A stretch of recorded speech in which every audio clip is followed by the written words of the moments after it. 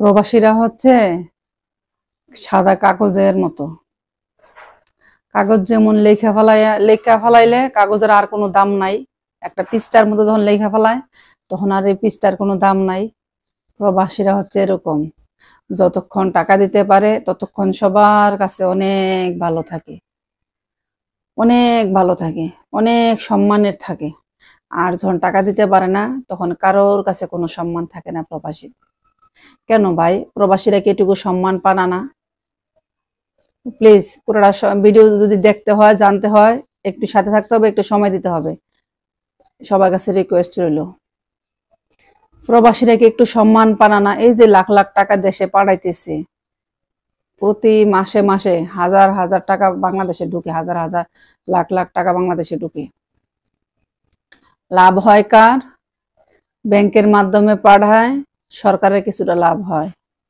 লাভ হয় family member যারা থাকে দেশে, ছেলে মেয়ে হইতে পারে, বাবা মা হইতে পারে, ওয়াইফ হইতে পারে, ভাই বোন হতে পারে, সবাই লাভবান হয়। সবাই লাভবান হয়, ছেলে মেয়ে লাভবান হয়, মা বাবা লাভবান হয়, ভাই বোন সবাই লাভবান হয়। কিন্তু আবার এই প্রবাসীর যখন টাকা না থাকে তখন কেউ খোঁজ খবর নেয় না। বেশিরভাগই মানুষের খোঁজ খবর নেয় না। অনেক বিপদের সাথে জীবন পার করে। আর এই প্রবাসী যদি বিদেশ মারা যায়, তার লাশটা আনার জন্য টাকাটা অনেক সময় ফ্যামিলির থেকে দেয়, অনেক সময় ওইখানে কোম্পানি দেয়, বিদেশে থাকে বিদেশের কোম্পানি দেয়, অনেক সময় বিদেশে মারা গেলে বিদেশে যত রুমমেট থাকে বা বন্ধু বান্ধব পরিচিত যারা থাকে বা বাঙালি কমিউনিটি যারা থাকে, ওই কমিউনিটি তারা সবাই মিলে লাশটা দেশে পাঠায়।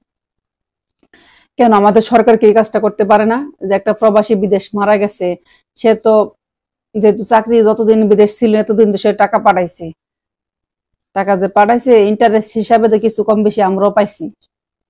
কেন লাশটা কি সরকারের খরচের লাশটা দেশে আনতে পারে না?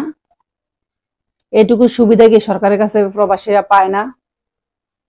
একটা প্রবাসী 10 বছর, 20 বছর, 30 বছর বিদেশ করে, কেউ 40 বছরও বিদেশ করে। তার টাকা পয়সা তো সরকারও সুবিধা ভোগ করে, আত্মীয় স্বজন সুবিধা ভোগ করে, ভাই বোন মা বাবা সবাই সুবিধা ভোগ করে, ভোগ করতে পারে না প্রবাসী। কেন 10 বছর পরে একটা প্রবাসী যদি দেশে আসে, তাকে কিরকম একটা কার্ড দেওয়া যায় না? ওই যে পেনশনের মতো, বেশি টাকা না দেন, সামান্য 4-5 হাজার টাকার একটা কার্ড দিতে পারেন, যে টাকাটা বেশি না হোক, সেটা ডালবার জন্য খাইতে পারে দেশে এসে।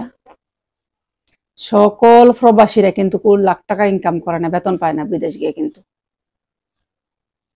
বাংলাদেশ থেকে যে এত লাখ লাখ প্রবাসী যায়, সবাই কিন্তু লাখ টাকা বেতন পায় না। কেউ পায় 1 লাখ টাকা বেতন, কেউ পায় 1.5 লাখ টাকা বেতন, কেউ পায় 2 লাখ টাকা বেতন, কেউ পায় 3 লাখ টাকা বেতন, কেউ আবার বাংলাদেশের 15,000 টাকাও বেতন পায়, 15 থেকে 20,000 টাকা বেতনও পায় বাংলাদেশের। ওই যে প্রবাসী বাংলাদেশের 15 থেকে 20,000 টাকা বেতন পায়, সে যদি আপনি মনে করেন 20 বছর বিদেশ করে আসে, আইসা যদি দেশে এসে যদি তার আবার ওই রিক্সা ভ্যান চালায় যদি ভাত খাইতে হয়, তার এই বিদেশ গিয়ে লাভ হলো কি? সে তো টাকা পাঠাইলো, সরকারের উন্নতি হয়েছে, সরকারের কিছু কমিশন পাইছে, যেহেতু ব্যাংকে পাঠাইছে সরকারের উন্নতি হয়েছে, আত্মীয় ব্যাংকের মাধ্যমে পাঠাইছে, আত্মীয় স্বজনরা পাইছে, মা বাবা পাইছে, তারা খাইলো, তার উন্নতি হইলো, ভাই বোনরা পাইলো, ভাই বোনের উন্নতি হইলো। ওই প্রবাসী আর কি কিছু করতে পারবো? তার কি আর শরীরে শক্তি আছে? তার শরীরে যত শক্তি আছে সব তো বিদেশি কাজ করে দিয়ে এসে পড়ছে। তাহলে সে এখন বাঁচবে কিভাবে, খাবে কিভাবে? এই চিন্তাটা কেউ করে না। আমি মনে হয় যত প্রবাসী আছে সবাই একটু শক্ত হাতে করা উচিত, প্রতিবাদ করা উচিত, যে আমরা বিদেশ থেকে এত বছর পরে আমরা বিদেশ থেকে আসলে যেন আমাদেরকে একটা পেনশন হিসাবে একটা কার্ড দেওয়া হয়, বেশি না হোক, মাসে যেন 4-5 হাজার টাকা করে দেওয়া হয়,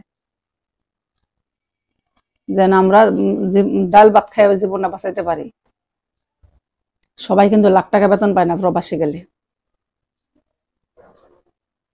মারপেটের সবগুলা ভাই যদি অফিসার হইতো না, তাইলে আর মনে করেন কেউ চাকরি করলো নাইলে, কেউ ব্যবসা করতে গেল নাইলে, সবাই অফিসার পদে জয়েন হয়ে গেল না, যে আমরা সবাই অফিসারে যাবো একবারে।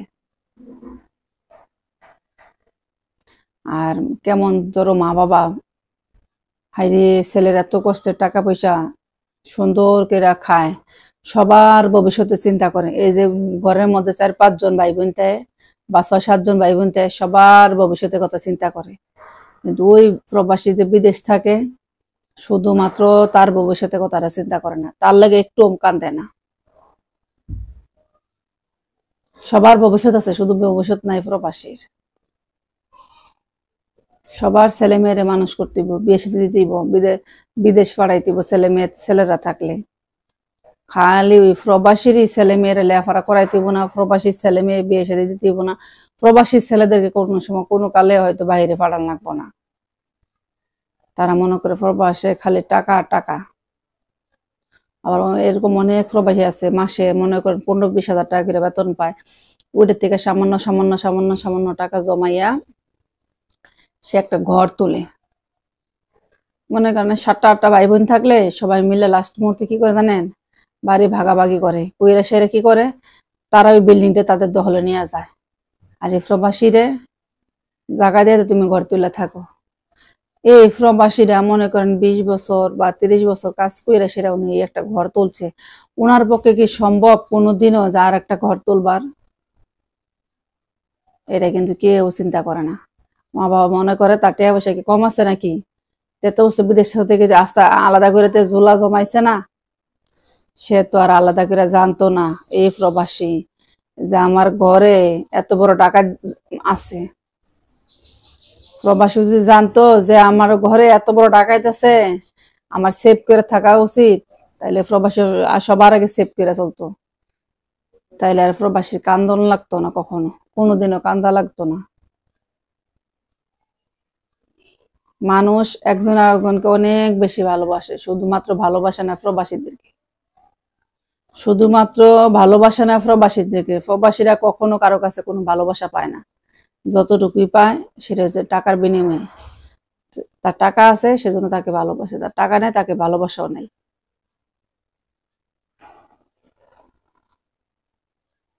একটা প্রবাসী কি না করে, বিদেশ গেলে মা বাবার কি লাগবো, ভাই বোনের কি লাগবো, ভাইয়ের বউদের কি লাগবো, ছেলে মেয়েদের কি লাগবো, সব চিন্তা করে। আর ওই প্রবাসী যখন বিয়ে করে না, তার বউরে একটা গিফট দিতেই, এই কথাটাই কারোর মাথায়ও ঢুকে না, কেউ বলতেও পারবো না। কেউ মনেও করে না একটা বার যে প্রবাসী একটা মানুষ। আল্লাহ যদি প্রবাসী ফেলে মুখ তুলে তাকায়, আর কেউ নাই প্রবাসী। প্রবাসী বড় অসহায়, সবচেয়ে বড় অসহায় হচ্ছে প্রবাসীরা। বিদেশ থেকে লাখ লাখ কোটি কোটি টাকা প্রতি মাসে মাসে বাংলাদেশে আসতেছে, কিন্তু যেই সব প্রবাসীরা দেশের বাইরে থাকে, তারা একটা সময় দেশে এসে আবার না খেয়ে থাকতে হয়। এমন সময় 3 দিন, এমন সময় যায় 3 দিন 4 দিন উপাস থাকতে পারে, একটা সময় মরে যায়। কারণ তার অসুস্থ, তার রোগে ধরে ফেলাইছে, সে অসুস্থ মানুষ, সে চাইলেও কাজ করতে পারবো না, সে চাইলেও ভালো করে রিক্সা চালাইতে পারবো না, সে চাইলেও ভালো করে ভ্যান চালাইতে পারবো না, সে চাইলেও কোথাও দোকানদারি করতে পারবো না। কারণ তার তো পুঁজি নাই, পুঁজি লাগবে না ব্যবসা করতে গেলে? সে তো এটা রাখে নাই কোনোদিন, সে তো মনে করছে যার কাছে রাখছে সেটা আমার আনামত আছে, সেটা হেফাজতে আছে। মানে আনামতের যে খেয়ানত করছে সেটা তো সে জানে না। সে যে টাকা পয়সা এক জায়গায় জমাইতেছে বা একজনকে দিতেছে, সে তো জানে এই জায়গায় পয়সাটা আমার আনামত আছে, সব আনামতের খেয়ানত করতেছে সেটা তো সে জানে না।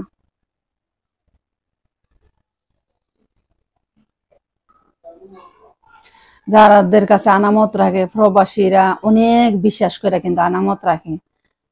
তার একটা একটা কইরা পয়সা সে অনেক বছর লাগায়, এই 15, 20, 30 বছর লাগায় সে পয়সাগুলি জমায়, টাকাগুলি আর কি আনামত রাখে, যে আমার একটা ভবিষ্যতের জন্য এটা দিয়ে দেশে আসলে আমি একটা ব্যবসা করব, বা আমি চলবো, বা কোনো কিছু একটা কইরা খাবো।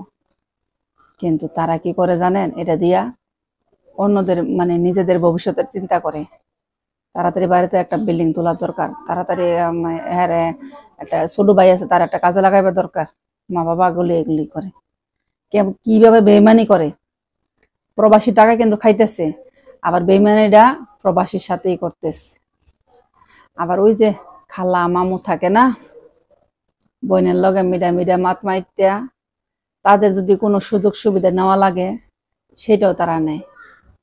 তারা মনে করে কি জানেন, ওই যে বিদেশি প্রবাসে থেকে টাকা কামাই করে, সে মনে হয় যে বিদেশ গেলেই মানুষে বস্তা ভরে টাকা নিয়ে রাখছে ঘাড়ের মধ্যে, মাথার উপরে, সে গেছে আর তারা দিয়ে দিচ্ছে, সে নিয়ে এসে পড়ছে।